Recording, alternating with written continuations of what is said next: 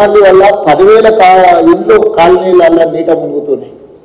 వాళ్ళ జీవితకాలం కష్టపడి సంపాదించిందంతా టీవీలు, ఫ్రిడ్జ్లు, మంచాలు, పిల్లల చదువులు, పిల్లల సర్టిఫికెట్లు, వాళ్ళ సంపద మొత్తం నీళ్ళలో మునుగుతుంది. మనం ఏమి ఇచ్చినా కూడా వాళ్ళకి అంత సహాయం చేయలేము.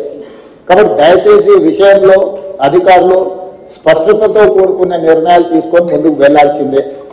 ఇప్పుడు వరదలు తగ్గినాయి కాబట్టి ఇమ్మీడియట్ గా పారిశుద్ధ్య కార్యక్రమాలు పనులను ఇమ్మీడియట్ గా టేకప్ చేయండి. మొత్తం ఎక్కడెక్కడైతే చెత్త పేరుకుపోయిందో చెత్త క్లీన్ చేయడంతో పాటు శానిటేషన్ పనులను కూడా మీరు తక్షణమే అడ్రస్ చేయాలి. మెడికల్ అండ్ హెల్త్ వాళ్ళు కానీ మిగతా డిపార్ట్మెంట్లు అందరూ కూడా కోఆర్డినేషన్ తోని మీరు అందరు కలిసి ముందుకు వెళ్లాల్సిందే.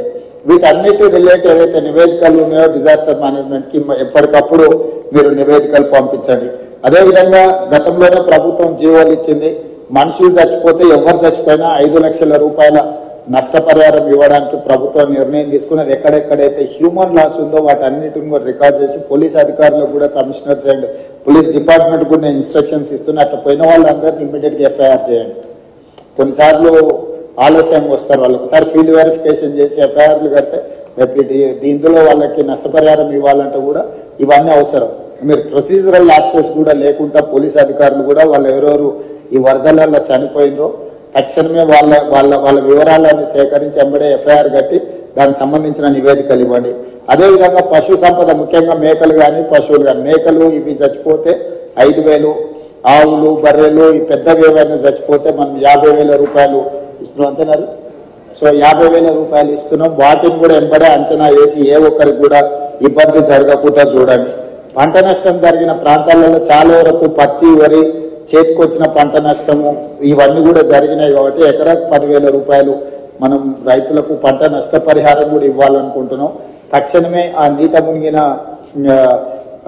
పొలాలను ఇసుక మేటలు పేర్కొన్న దగ్గర మనకు ఎన్ఆర్ఈజిఎస్ లో స్పెషల్ ప్యాకేజెస్ ఉన్నాయి. ఆ ఇసుక మొత్తం తొలగించడానికి ఎకరాకు 10,000 కాదు ఎకరాకు 1,00,000 కూడా మనము ఎన్ఆర్ఈజిఎస్ లో తీసుకోవచ్చు. కాబట్టి ఎన్ఆర్ఈజిఎస్ కు సంబంధించిన పంచాయతీరాజ్ వాళ్ళు కూడా మీరు తక్షణమే దాని మీద దృష్టి పెట్టి అంచనాలు వేసి ఆ ఇసుక మేటలు పేర్కొన్న రైతులను ఆదుకోవడానికి కూడా దానికి కావాల్సిన అంచనాలు చేయండి.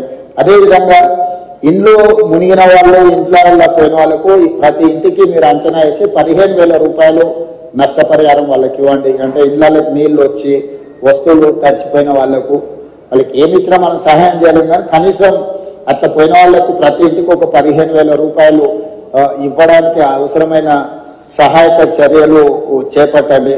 తర్వాత అత్యంత పేదలుండి, గుడిసెలుండి, లేకపోతే ఏదైనా కొట్టుకుపోయిన వాళ్ళు ఉంటే ఇందిరమ్మ ఇండ్లు ఇచ్చే అర్హత ఉంటే ఒక స్పెషల్ దీని కింద అయినా మనం కాన్స్టిట్యున్సీ వైజ్ ఇచ్చే కోటా కాకుండా అవసరం అనుకుంటే ఏమైనా అదనపు కోటా అయినా కూడా ప్రభుత్వం ఇస్తుంది. అట్లా ఇండ్లు కోల్పోయి నిరాశ్రయులైన వాళ్ళని కూడా లిస్ట్ అవుట్ చేయండి.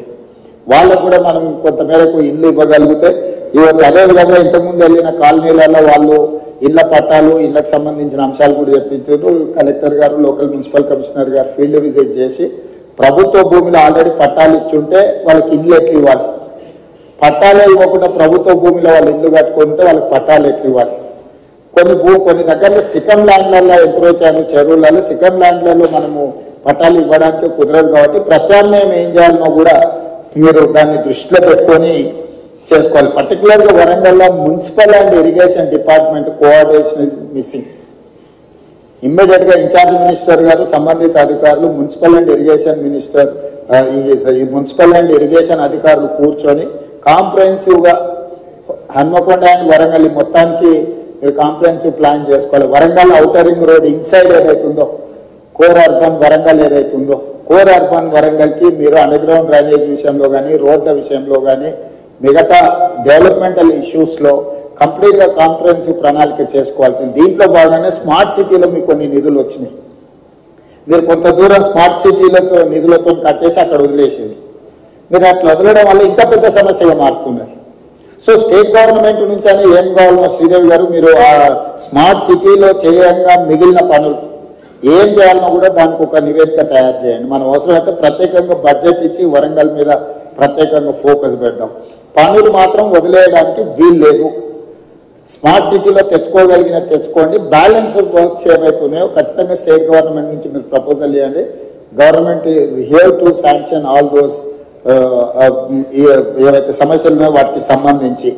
అదేవిధంగా ఇప్పటివరకు ఆ స్మార్ట్ సిటీలో మీరు ఫండ్స్ క్లెయిమ్ చేసిండ్రా చేయలేదు? ఎందుకంటే లాస్ట్ టైం ఎక్స్టెన్షన్ తీసుకొచ్చినాం 1 year వరంగల్ స్మార్ట్ సిటీ. ఇప్పుడు దానికి సంబంధించి కూడా మీరు ఏమేం చేయాలనుకుంటున్నారో వాటన్నిటిని కూడా మీరు ఖచ్చితంగా ఎంబడే టేకప్ చేయాలి.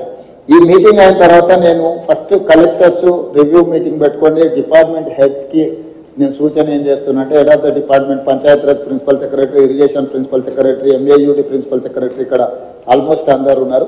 ఫస్ట్ మీ లెవెల్ ఒక రివ్యూ తీసుకొని గ్రౌండ్ లెవెల్ ఒక కోఆర్డినేషన్ ఆఫీసర్స్తో ఒక కోఆర్డినేషన్ ఆఫీసర్స్ కమిటీని ఇచ్చేసి వాళ్ళు కలిసి ఫీల్డ్ విజిట్ చేయాలి.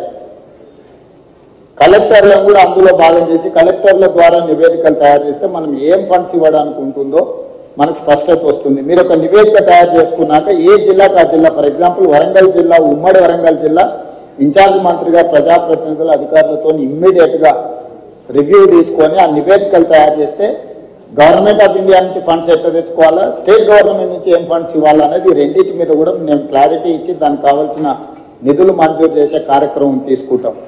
ఇక ముందు ఈ క్లౌడ్ బస్ట్ అనేది పర్మనెంట్. మీరు ఏదో ఒక్కసారి వచ్చింది దీన్ని టెంపరీగా మీరు అడ్రస్ చేద్దాము అని అనుకుంటే మీ తప్పు. పోయిన సంవత్సరం వచ్చింది, ఈ సంవత్సరం వచ్చింది. మీకు కోవిడ్ తర్వాత క్లైమేట్ చేంజెస్ జరిగినాయి. ఇంకా రెగ్యులర్గా మనం ఈ ప్రాబ్లం ఫేస్ చేసేది ఉంటుంది కాబట్టి ఈ ఇష్యూస్ని పర్మనెంట్గా ఎట్లా అడ్రస్ చేయాలనో మీ దగ్గర ప్రణాళిక ఉండాలి. అంటే రిసోర్సెస్ అంటే ఫండ్స్ రిసోర్సెస్ ఎట్లా మనం చేసుకోవాలి, యాక్షన్ ప్లాన్ ఎట్లా చేసుకోవాలి, మీ దగ్గర అందరి దగ్గర కూడా నివేదికలు పెట్టుకొని చేసుకోవాల్సిన అవసరం ఉంది. దీని మీద ప్రత్యేకంగా దృష్టి పెట్టండి. ఎవరైనా అధికారులు ఉన్న నెక్స్ట్ 10-15 days అన్ని సెలవులు రద్దు చేయండి. క్షేత్రస్థాయిలో నివేదికలు తయారు చేయండి. ప్రభుత్వం వైపు నుంచి మీకు పూర్తిగా సహకారం ఉంటుంది. ప్రజాప్రతినిధులు ఇచ్చే నివేదికలను కూడా పరిగణలోకి తీసుకోండి. ఫీల్డ్లో మీరు క్షేత్రస్థాయి నివేదికలు తెప్పించుకొని తక్షణం దీని మీద చర్యలు తీసుకోవడానికి అవసరమైన ప్రణాళికలు చేస్తే నేను మళ్ళీ అన్ని జిల్లా కలెక్టర్లతో హైదరాబాద్ స్థాయిలో నేను మళ్ళీ రివ్యూ తీసుకుంటాను. అది next 1 week, after 1 week ask them to come with reports. టోటల్గా ఆయా జిల్లా నివేదికలు మీరు తెప్పించుకొని మీరు అంతా చేసిన తర్వాత నాకు ఒక రిపోర్ట్ పెట్టి దాని మీద గవర్నమెంట్ ఆఫ్ ఇండియా నుంచి ఒకవేళ ఏమన్నా వాళ్ళ కమిటీని ఎవరినైనా ఇన్వైట్ చేయాలన్నా లేకపోతే మనమే వెళ్ళి నివేదిక చేయాలన్నా ఏం చేయాలనే దాని మీద రెవెన్యూ మంత్రి గారు మీరు పర్సనల్గా దీన్ని దృష్టిలో పెట్టుకొని చేయాల్సిందిగా కోరుకుంటున్నాను. ఆర్ఎన్బి అక్కపక్క నుంచి చెప్తుంది, ఆర్ఎన్బిలో చాలా రోడ్లు డ్యామేజ్ అయినాయని. ఆర్ఎన్బి అధికారులు వికాస్ ఆర్ఎన్బి నుంచి ఏమున్నారో మీరు స్పెషల్గా ఒక ఆఫీసర్ని చేసి దీని మీద కంప్లీట్గా నివేదికలు తెప్పించండి. లోకల్ ఏ ఇష్యూస్ ఉన్నా కూడా ఒకసారి దీన్ని టోటల్గా నివేదికలు తెప్పించి పనులు పూర్తి చేయాల్సిందిగా కోరుకుంటూ, అధికారులు ఎవరు నిర్లక్ష్యం వహించినా ప్రభుత్వం దాన్ని సీరియస్గా పరిగణలోకి తీసుకుంటుంది. దయచేసి నిర్లక్ష్యం అనేది వదలండి, క్షేత్రస్థాయిలకు వెళ్ళండి. కలెక్టర్లు కూడా ఫీల్డ్ విజిట్లు చేయాల్సిందే. నేను కలెక్టర్లు చీఫ్ సెక్రటరీ గారు కూడా చెప్పిన మీ ఏసీఆర్లు రాసినప్పుడు మీ ఫీల్డ్ విజిట్స్ కూడా వన్ ఆఫ్ ద క్రైటీరియా.